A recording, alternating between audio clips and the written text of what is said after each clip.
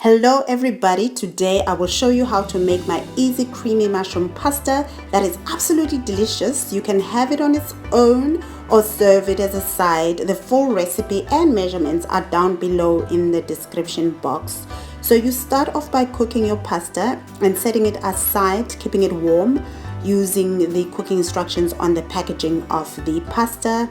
Then you will heat a large saucepan over medium heat.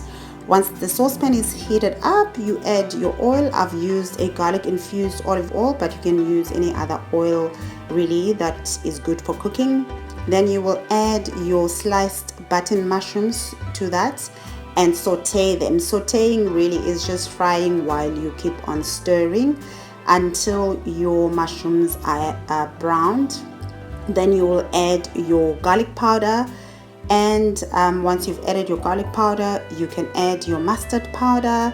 And then my favorite ingredient is fresh basil.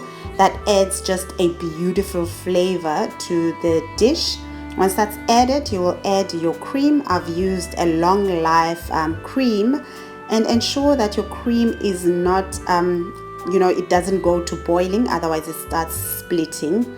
Once that is done, you can add your seasoning. Do taste your sauce.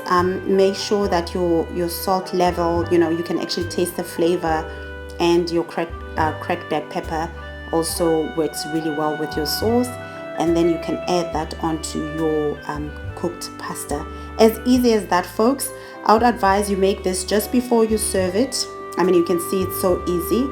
And then that's it. You serve it. It is absolutely delicious. Thank you so much for your support. See you next time. Ciao.